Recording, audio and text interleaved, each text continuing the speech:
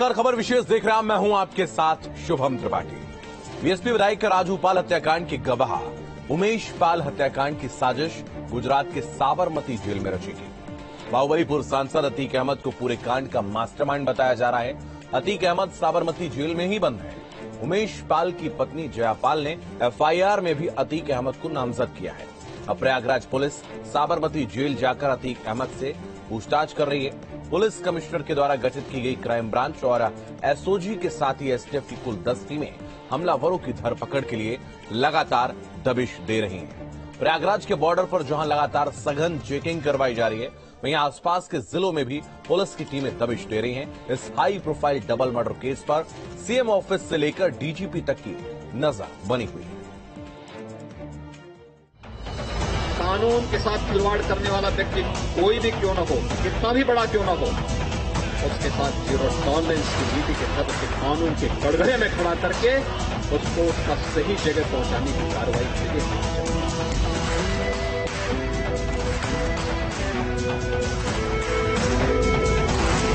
प्रयागराज की उमेश पाल हत्याकांड को लेकर बवाल मचा हुआ है। एक तरफ गोलियां बरसाने वाले शूटर्स की धरपकड़ के लिए यूपी एसटीएफ की टीमें ताबड़तोड़ छापेमारी में लगी है, तो वहीं दूसरी तरफ इस पूरे हत्याकांड के तार अहमदाबाद की साबरमती जेल में बंद माफिया अतीक अहमद से जुड़ रहे हैं। बताया जा रहा है कि पुलिस की टीमें माफिया अतीक से पूछताछ के लिए गुजरात जाएंगी। उमेश पाल हत्याकांड की तार गुजरात से जुड़ी अहमदाबाद की साबरमती जेल से आया ऑर्डर।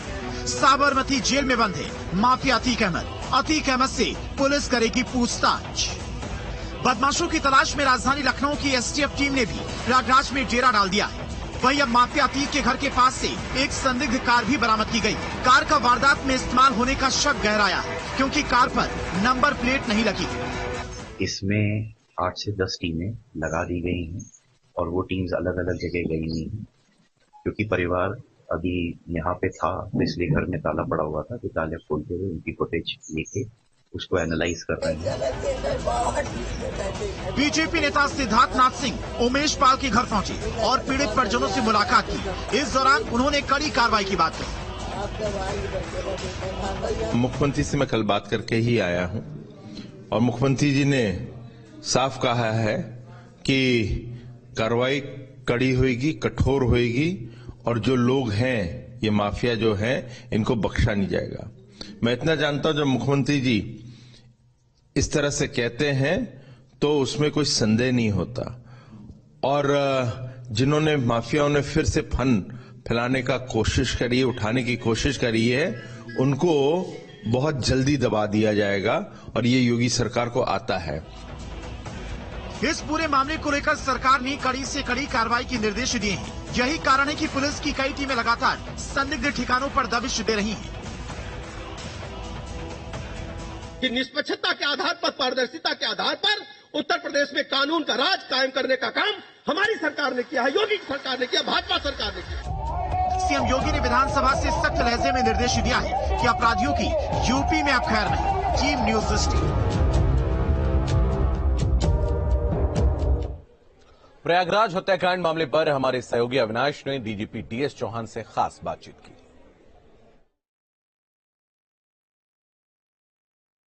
इस वक्त डीजीपी डीएस चौहान साहब मेरे साथ हैं। सर, जो शूटआउट हुआ प्रयागराज का, उसमें अभी तक क्या प्रगति है, चूंकि कई टीमें लगाई गई हैं उनको पकड़ने के लिए? अभी मैंने आपको बताया कि बहुत अच्छी प्रगति है और सतत इस पे कार्य चल रहा है और मुझे पूरा विश्वास है कि हम इसको जल्दी ही अंजाम तक ले जाएंगे। सर, जेल से साजिश रची गई थी साबरमती का, बताया that is part of investigation, I don't comment on that. तो प्रयागराज शूटआउट में अभी डीजीपी डीएस चौहान का साफ तौर पर यह कहना है कि इस पूरे मामले को लेकर पुलिस की कई टीमों का गठन किया गया है और पुलिस लगातार जांच कर रही है। हालांकि देखा जाए तो उस पूरे मामले में अभी तक कई सनसनीखेज, चौंकाने वाले खुलासे सामने आए हैं। सूत्रों के मुताबिक ये बात सामने आ रही है कि साबरमती जेल से खुद अतीक अहमद ने इस पूरे प्लान को ऑपरेट किया था। साथ ही में बरेली जेल में जो उसका भाई बंद है, कहीं ना कहीं वहां से भी इसके तार जुड़े हुए हैं। हालांकि अब पुलिस की कोशिश यही है कि जल्द से जल्द इस पूरे शूटआउट में जो लोग शामिल थे उनको पकड़ा जाए। हालांकि सरकार भी ये मान रही है कि अब जल्द ही ऐसे माफियाओं को मिट्टी में मिलाने का काम सरकार भी करेगी। वीडियो जर्नलिस्ट सिंह के साथ अविनाश सिंह, न्यूज स्टेट लखनऊ। तो क्या हत्यारों का खेल खत्म होगा, ये देखने वाली बात होगी। लगातार सरकार भी ये बात कर रही है और डीजीपी ने भी अभी न्यूज स्टेट पर यही बात कही है कि जल्द ही जो हत्यारे हैं उनका खेल खत्म होने वाला है। हमारे साथ बीजेपी प्रवक्ता हरीश चंद्र श्रीवास्तव जी जुड़ रहे हैं, समाजवादी पार्टी से मनोज यादव समाजवादी पार्टी के प्रवक्ता है हमारे साथ जुड़ रहे हैं। मनोज जी, मैं आपके पास आऊंगा। सबसे पहले आपसे सवाल मेरा यही है कि जिस तरीके से ये पूरा घटनाक्रम हुआ है, इसमें सदन में घेरने की कोशिश की गई है सरकार को, लेकिन सामने से जो जवाब आया है उसमें स्पष्ट तौर पर कहा गया कि जो इसमें हत्यारे हैं उनका लिंक कहीं ना कहीं समाजवादी पार्टी से रहा है। खुद नेता सदन ने ऐसा कहा है। ये पहली बार हो रहा है शुभम जी उत्तर प्रदेश की विधानसभा में कि हत्यारों को विपक्ष की पार्टी का कहा जा रहा है और समाजवादी पार्टी का कहा जा रहा है, और ये बेशर्मी भरा वक्तव्य है, क्योंकि अतीक अहमद एंड फैमिली समाजवादी पार्टी में नहीं है। वो मौजूदा रूप से संवैधानिक रूप से अगर वो किसी दल में है तो वो बसपा से, बहन कुमारी मायावती जी की पार्टी से वो पूरी तरीके से जुड़े हुए लोग हैं। लेकिन ये सरकार क्या बताने का प्रयास कर रही है कि नहीं साहब, वो तो समाजवादी पार्टी के। क्यों? क्योंकि बीजेपी को बहुत डर लगता है समाजवादी पार्टी से, समाजवादी पार्टी की ताकत से, समाजवादी पार्टी के कार्यकर्ताओं के जुनून से डरती है। तो समाजवादी पार्टी हमारी पार्टी को बदनाम, बीजेपी हमारी पार्टी को बदनाम करने का षड्यंत्र कर रही है, वो भी सदन में। क्या मुख्यमंत्री की गरिमा इतनी गिर गई कि वो इस तरह के शब्दों का प्रयोग करेंगे, झूठ बोलेंगे सदन में? आप सदन में कह रहे हो कि आपकी पार्टी, अगर हमारी पार्टी में कभी कोई रहा, मैं मनोज जी, मैं वापस आपके पास आऊंगा। पूजा पाल जो कि विधायक भी हैं, वो हमारे सहयोगी मानवेंद्र के साथ में इस वक्त मौजूद है। मानवेंद्र, उनसे बातचीत करेंगे। मानवेंद्र, उमेश पाल की हत्या के बाद अब इस मामले से जुड़े तमाम लोगों की सुरक्षा को लेकर के सवाल खड़े हो गए हैं। हमारे साथ पूजा पाल हैं जो 18 साल से राजू पाल हत्याकांड की लड़ाई लड़ रही हैं। फिलहाल पूजा जी चायल से विधायक हैं, और जिस वक्त हत्या हुई थी राजू पाल की 2005 में, तो उनकी शादी को महज 9 दिन हुए थे, और 9 दिन के बाद उनके पति राजू पाल की हत्या कर दी गई थी। तब से वो इस लड़ाई को लड़ रही हैं। पूजा जी, जो परिस्थिति अभी बनी है, जो आपने देखा, तो क्या आपको भी कुछ, आप चूंकि इस लड़ाई को लड़ रही हो, आपको भी लगता है कि आपकी सुरक्षा भी जो है वो कड़ी होनी चाहिए? बिल्कुल, क्योंकि देखिए मैं 18 साल से मुकदमा लड़ रही हूँ, और आप लोग जानते ही हैं, क्योंकि जितने भी हमारे पत्रकार बंधु हैं उन्होंने एक एक मिनट का हम लोगों का सबका सहयोग किया था। तो तब से मैं मुकदमे को लड़ रही हूँ। पहले यहाँ पुलिस विवेचना ने जांच किया था, तो कोर्ट में मैं ले गई, वहाँ पे जितनी मुझसे पैरवी हो सकी मैंने वहाँ किया। उसके बाद राजू पाल जी की हत्या होने के उपरांत भी मैं यहाँ न्याय के लिए लड़ती रही, मगर कोर्ट से भी मेरी कोई सुनवाई नहीं हुई और मुझे सुना ही नहीं गया। और उसके बाद जब हाई कोर्ट से भी मुझे नहीं सुना गया, तो फिर उसके बाद मैं सुप्रीम कोर्ट गई कि मेरे पति की हत्या हुई, और मेरी शादी मात्र 9 दिन हुई थी, और मेरी माता, जो मेरी सास थी राजू पाल जी की माता जी, वो घर में थी, और एक विधायक की दिन दहाड़े हत्या कर दी जाती है। उसकी पत्नी भी है, उसकी माँ भी है, मगर उसके बावजूद भी एक विधायक की हत्या करके उसकी डेड बॉडी नहीं दी जा रही है। हम लोग दर्शन नहीं कर पाए, और लवारिसों की तरह उनकी शव को जला दिया गया। तो ये सब मुद्दों को लेकर के मैं सुप्रीम कोर्ट में गई, वहाँ पर बहस हुआ। सन 2016 में मैं गई थी, और वहाँ से विधायक जी राजू पाल जी का सुप्रीम कोर्ट से आर्डर हुआ कि जितना सीबीआई जांच का, हाँ, सीबीआई जांच का आर्डर हुआ। और उसके बाद से सन 2019 में सीबीआई स्पेशल कोर्ट लखनऊ में हमारा लोगों का विवेचना होकर वहाँ पे फाइल चली गई है। अब क्योंकि अतीक अहमद और अशरफ को अब आरोप तय कर दिया गया है, अभी मेरा वहाँ 1.5 महीने से लगातार तारीख लग करके मेरा खुद का चीफ हुआ, क्रॉस हुआ, और अभी 3 दिन पहले ही मेरा अंतिम क्रॉस था, हो गया है, पूरा कंप्लीट हो गया है। और सदन एक ही दिन जा पाई थी, सदन के अंदर ही थी, और बस कुछ काम के लिए बस निकली थी, तो तभी पता चला कि जो पुलिस के द्वारा गवाह बनाए गए थे उमेश पाल, उनकी वो आ रहे थे कोर्ट से, तो उनकी दिन दहाड़े ऐसे लोग शूटर लोग आकर के उनकी हत्या कर दिए। जी, आपको अब अपनी सुरक्षा को लेकर भी चिंता सता रही? जी बिल्कुल, क्योंकि अब तो मुकदमा स्टार्ट हुआ है, क्योंकि उमेश पाल अपने मुकदमे की पैरवी कर रहे थे, अपने अपहरण की। और जो कि मैं बताना चाहती हूँ, क्योंकि बहुत लोग को जानकारी नहीं, क्योंकि मीडिया को लोग देखते तो है, मगर राजू पाल के केस में इस मोटी 1000 पन्नों में क्या चल रहा है कोई नहीं जानता है।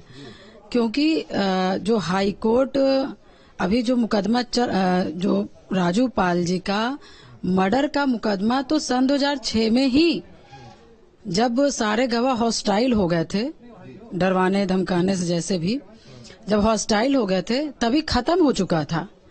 मगर उसमें सिर्फ मैं और मेरी सास रानी पाल जी, हम लोग 2 लोग गवाह बयान नहीं दिए थे कोर्ट में, क्योंकि उस समय हम लोगों को धमकी आ रही थी कि आप गवाही मतलब दीजिए तो हमारे पक्ष में दीजिए, और उसके बाद तबीयत भी, हमारे हालात बहुत खराब रहते थे, और हमने अपने वकील से राय लिया। उसके बाद फिर हम हाई कोर्ट चले गए। जब हाई कोर्ट चले गए तो वहां पर हमारे मुकदमा को फिर थोड़ा सा ताकत मिला, हमें थोड़ा समय मिला, और उसके बाद फिर जब वहां पे भी नहीं सुनवाई हुई, वहां पे भी भाई हम लोग की पैरवी को एकदम खत्म कर दिया गया, मेहनत पूरा खत्म कर दिया गया। और यहाँ से जब ये कहा गया कि ये सीबीआई जांच, ये जो आप सीबीआई जांच का आर्डर, सीबीआई जांच की मांग रही हैं, ये तो केंद्र की वो है, वो देगी, हम तो नहीं दे सकते, आप जाकर के शासन सत्ता से कहिए। जब हमें नहीं सुना गया, तब जाकर के मैं सुप्रीम कोर्ट गई, और सुप्रीम कोर्ट में पैरवी करके आर्डर हुआ, आर्डर हो करके क्या कहते हैं, सीबीआई जांच का आर्डर हुआ, और अब हम लोगों की गवाही चल रही है। मैंने बयान कर दिया है, मेरी गवाही हो चुकी है। अब जो बच्चे गवाह हैं उनकी होनी है, क्योंकि मुकदमे की वादी मैं हूँ और पूरा मुकदमा मैं लड़ रही हूँ। तो मेरी ये खुद की सोच है कि मेरी भी सुरक्षा की जाए, और मेरे जो विटनेस है, जो आई विटनेस है, जो रुखसाना ने अपने आंख से देखा था, उनके भी यहाँ पे 2 गोली लगी थी और उन्होंने देखा था, उनको सुरक्षा मिले, और जो आई विटनेस हैं 2, उनको भी सुरक्षा मिले, और हमें भी मिले। क्योंकि सबसे बड़ी बात है, अब राजू पाल जी के मुकदमे का अब समय आया है मुकदमे की पैरवी करने का। तो अब जब हम लोगों को सुरक्षा मिल पाएगी, हमारे गवाह को मिल पाएगा, तभी हम जाकर के कोर्ट में बोल पाएंगे, नहीं तो क्या बोलेंगे। जिस तरह हत्या हो गई उसके बाद चिंता कहीं से बढ़ गई है। बिल्कुल हो सकती है, क्योंकि देख तो रहे हैं सरकारी गनर उपलब्ध है। उमेश पाल के पास तो सरकारी गनर उपलब्ध थे, तो अगले की हत्या हो गई। तो जिनको नहीं मिली है वो तो अपने घर से नहीं निकल पाएंगे। उनको भी तो वो है कि हाँ, हमें भी तो, उनको भी तो डर है कि भाई हम जाएंगे तो हमारी भी हत्या हो जाएगी। तो ऐसे में हिम्मत नहीं पड़ेगी, क्योंकि सबका अपना परिवार है। तो उस मामले में, राजू पाल हत्याकांड मामले में उमेश पाल की गवाही हो चुकी थी? नहीं, सीबीआई कोर्ट में वो मतलब जैसे मुझे पता चला, उमेश पाल जी ने ही बताया था कि मैं उसमें गवाह नहीं हूँ, तो वो अपहरण वाले में अपनी पैरवी कर रहे थे, सीबीआई में नहीं। इस केस तो विधायक पूजा पाल को आपने सुना किस तरीके से उन्होंने तमाम बातें की और कहा कि उनको भी जान का खतरा है और उनको भी अब और भी ज्यादा सुरक्षा जो है वो प्रोवाइड की जाए। हरीशन जी मेरे साथ जुड़े हुए हैं, बीजेपी के प्रवक्ता। हरीशन जी, मैं आपके पास आऊंगा। ये उन्होंने बड़ी बात की है कि जिन लोगों को सरकारी गनर मिले हुए थे, उसके बावजूद उनकी हत्या कर दी जाती है, तो जिनको सुरक्षा नहीं मिली, जिसमें से एक रुखसाना का नाम दिया, जो कि एक और दूसरी गवाह है इस पूरे केस के। और एक बात और उन्होंने स्पष्ट कर दी है, उन्होंने कहा कि उमेश पाल अपनी पैरवी कर रहे थे, वो अपना केस लड़ रहे थे अपहरण वाला, ये बात भी उन्होंने स्पष्ट की है। नहीं, निश्चित रूप से देखिए, जिस तरह से ईक अहमद और उसके उनके माफिया तंत्र का जो रिकॉर्ड है और जिस तरह की घटनाक्रम घटा, तो उससे तो सारी चीजें स्पष्ट हैं। और उनके तीसरे नंबर के बेटे और बहुत सारे नाम आए हैं, कुछ गिरफ्तारियां भी हुई हैं, 10-10 टीमें उसके लिए लगी हुई हैं। और ये बात सही है कि योगी जी के राज में जो माफिया तंत्र है, इसने जो दुस्साहस किया है, तो उसको नस्ताबूद करने में योगी सरकार कोई कसर नहीं छोड़ी।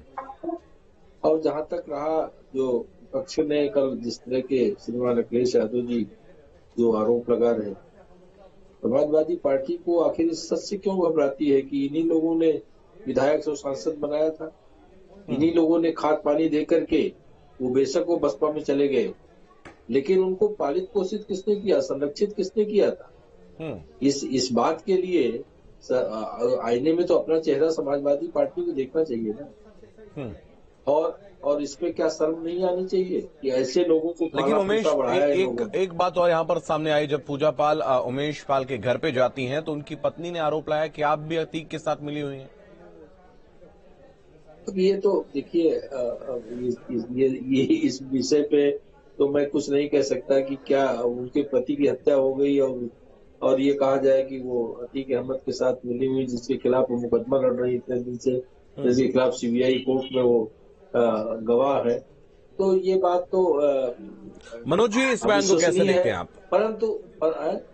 परंतु ये तो सब चीजें मैटर है, वो भी होगा। क्या किस पे कोई आरोप लगा रहा है वो उनका विषय है, वो जांच कराएं।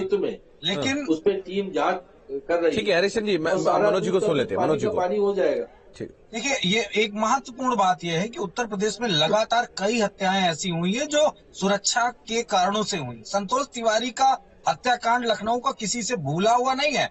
उनके पास कम से कम 10 गनर थे शायद, और इसलिए थे कि उनके बड़े सेंसिटिव बयान थे। लेकिन इस सरकार ने उनकी सुरक्षा हटा दी और उनकी हत्या हो गई लखनऊ में। इसी तरह जितनी भी हत्याएं हो रही है जो सेंसिटिव मुद्दों पे माफियाओं के खिलाफ जो लोग लड़ रहे हैं, ये सरकार सुरक्षा व्यवस्था देने में नाकाम है। योगी आदित्यनाथ जी गंदा बोलते हैं, सांप्रदायिक बोलते हैं, तो आज तक उत्तर प्रदेश के सारे मुख्यमंत्रियों की सुरक्षा से सबसे मजबूत सुरक्षा उनके पास है। अपनी जान की चिंता है योगी आदित्यनाथ जी को, लेकिन जो माफिया राज से लड़ रहे हैं लोग, जिनके अंदर हिम्मत है, उनकी सुरक्षा को या तो घटाया जा रहा है या तो हटाया जा रहा है इस सरकार के द्वारा। और अभी बिल्कुल उल्टा शुभम जी करना चाहिए था कि ऐसे लोगों को ज्यादा से ज्यादा सुरक्षित करे। और मैं एक सवाल महत्वपूर्ण योगी आदित्यनाथ से जरूर हरीशचंद्र जी के माध्यम से पूछना चाहता हूँ, क्या आप 5 साल से इन माफियाओं को मिट्टी में नहीं मिला रहे थे क्या, जो आज इस तरह की बात कर रहे हैं? और माफिया किस तरीके से आप खत्म करोगे? जब वन साइडेड कार्रवाई करोगे, माफिया राज नहीं खत्म हो सकता। 1 दर्जन से ज्यादा उत्तर प्रदेश में नाम है जिन माफियाओं की तूती पूर्वांचल में बोल रही है। इनके सांसद हैं, इनके विधायक हैं, जिन पे योगी आदित्यनाथ ने कार्रवाई का भी नहीं किया है। लेकिन उनका एक बयान ये भी उन्होंने कहा है कि जो अतीक अहमद को पोषित करने का काम समाजवादी पार्टी ने, क्योंकि जिस दौरान वो मजबूती उनको मिली है, क्योंकि बहुत से पुलिस के अधिकारी जो है वो उनकी गाड़ियों में बैठकर घुमा करते थे आपकी सरकार में। देखिए, एक दौर था शुभम जी, अगर उस दौर से आप परिचित होंगे तो उत्तर प्रदेश नहीं, तमाम सारे स्टेट में माफिया राज चलता था। मुंबई से लेके और पूरे उत्तर भारत में माफिया राज चलता था। हर जिले में, हर जनपद में, हर स्टेट में माफिया उत्पन्न हुए। धीरे धीरे उनका खात्मा हुआ है। किसी ने उस पर पलवित नहीं किया था। तो महाराष्ट्र में कहा किसने पाला था भाई? ठीक है, महाराष्ट्र में धीरे धीरे आपने माना कि उनका खात्मा हुआ, तो इन माफियाओं का खात्मा होगा कि नहीं होगा, ये देखने वाली बात होगी। लगातार जिस तरीके से सरकार की तरफ से ये दावा भी किया जा रहा है। आप दोनों का बहुत धन्यवाद हमारे साथ इस खास कार्यक्रम में जुड़ने के लिए। तो हत्यारों का खेल खत्म करने के लिए लगातार यूपी पुलिस जो है वो सघन चेकिंग अभियान चला रही है, और इस पूरे मामले पर हर एक अपडेट न्यूज स्टेट आप तक पहुंचाता रहेगा। रुकते कुछ पलों के लिए।